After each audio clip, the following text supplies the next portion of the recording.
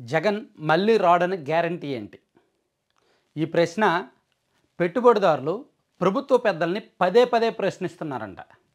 ఈ ప్రశ్న సాక్షాత్తు చంద్రబాబు గారే కొన్ని సందర్భాల్లో ప్రెస్ మీట్లో కూడా చెప్పారు. పెట్టుబడిదారులు వస్తున్నప్పుడు పదే పదే మమ్మల్ని అడుగుతున్నారు, జగన్ మళ్ళీ రాడని గ్యారంటీ ఏంటి, మళ్ళీ వస్తే మా పరిస్థితి ఏంటి అని అడుగుతున్నారు.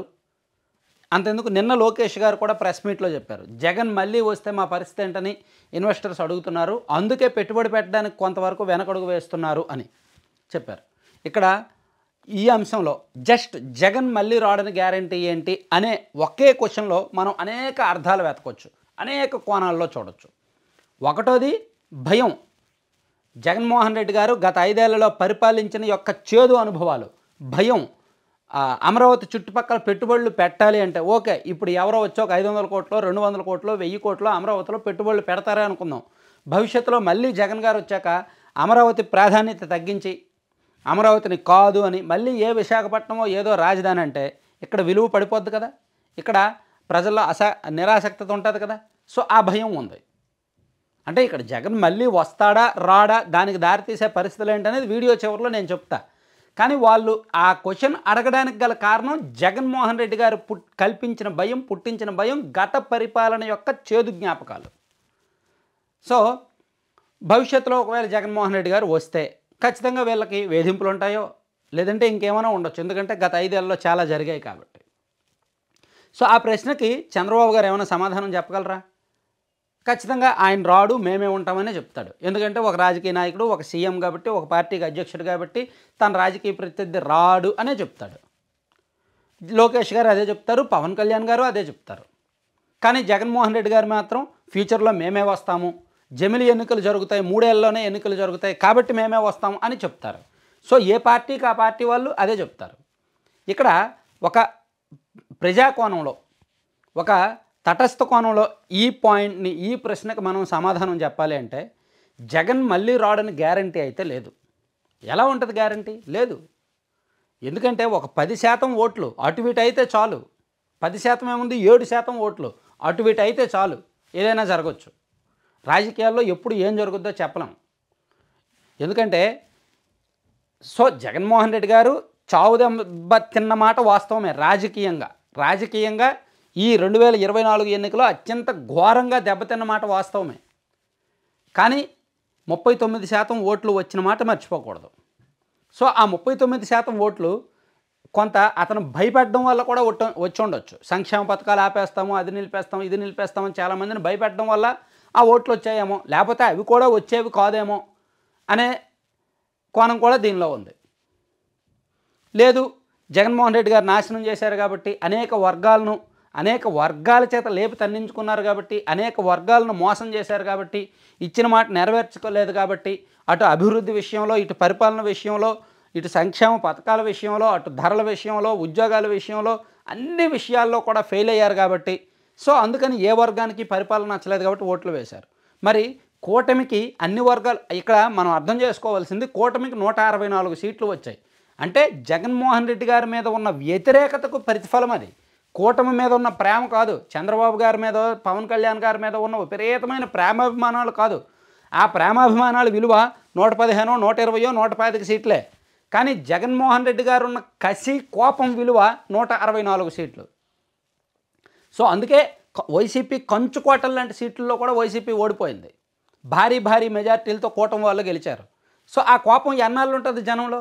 జగన్మోహన్ రెడ్డి గారి పట్ల ఆ వ్యతిరేకత శాశ్వతంగా ఉంటుందని చెప్పగలమా? చెప్పలేం. ఏమో ఆ వ్యతిరేకత కూటమి కూడా వస్తుందేమో.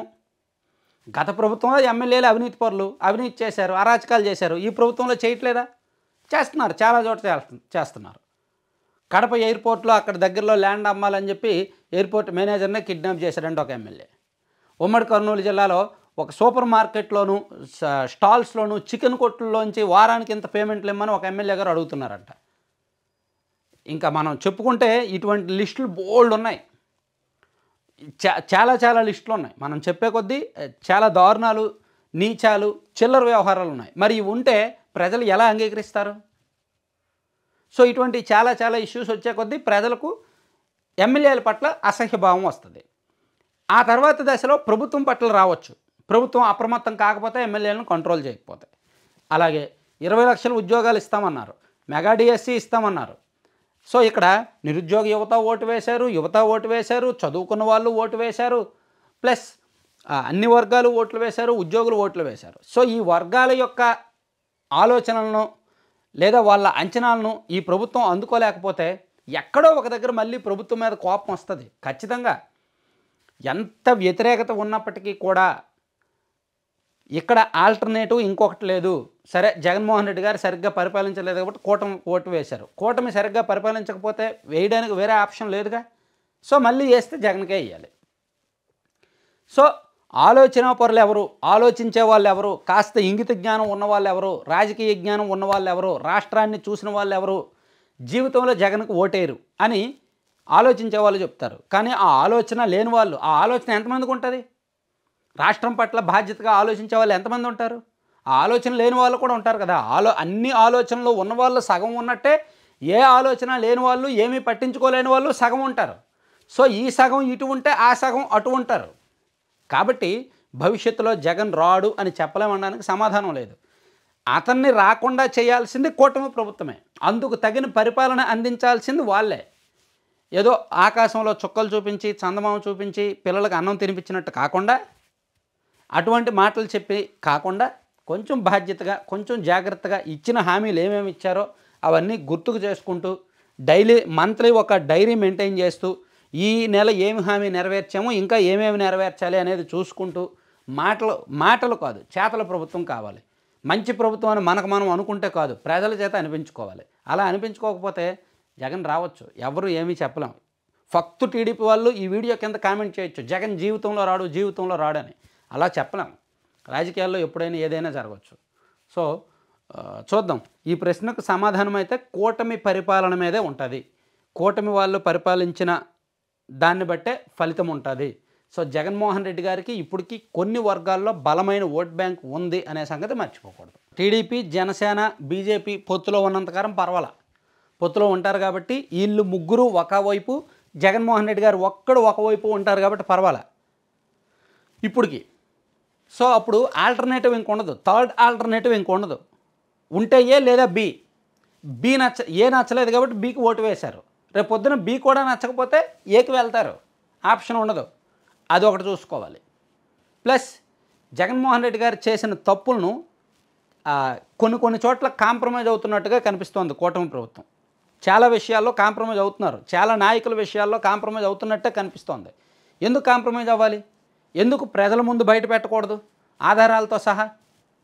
అలాగే జగన్మోహన్ రెడ్డి గారికి అనుకూలంగా ఉన్న అధికారులను ఎందుకు వదిలేయాలి? అంటే ఇక్కడ క్షమాభిక్ష పనికిరాదు, పూర్తి మంచితనం పనికిరాదు.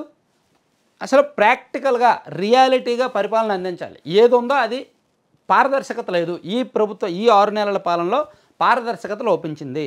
చాలా వ్యవహారాల్లో, చాలా కేసుల్లో, అనేక అంశాల్లో వైసీపీ వాళ్ళు అలా చేశారు, ఇలా చేశారు, ఇంత స్కామ్ చేశారు, అంత స్కామ్ చేశారని చెప్పి గతంలో ప్రతిపక్షంలో ఉన్నప్పుడు చెప్పి, ఇప్పుడు అధికారంలోకి వచ్చాక కొన్ని అంశాల్లో కాంప్రమైజ్ అయిపోతున్నట్టు కల్లారా కనిపిస్తోంది. సో ఇక్కడ పారదర్శకత లోపిస్తే ప్రజల్లో చైతన్యం పెరుగుతుంది. కాబట్టి ఇటువంటివన్నీ కూడా ప్రజలు నోట్ చేసుకుంటారు, కాబట్టి నిర్ణయం తీసుకుంటారు. సో జగన్ రాడు అని గ్యారంటీ చెప్పలేం. దానికి సమాధానం చెప్పడానికి ఇంకో 1 ఇయర్ టైం పడుతుంది. ఈ సంవత్సరం పరిపాలన చాలా కీలకం కూటమికి.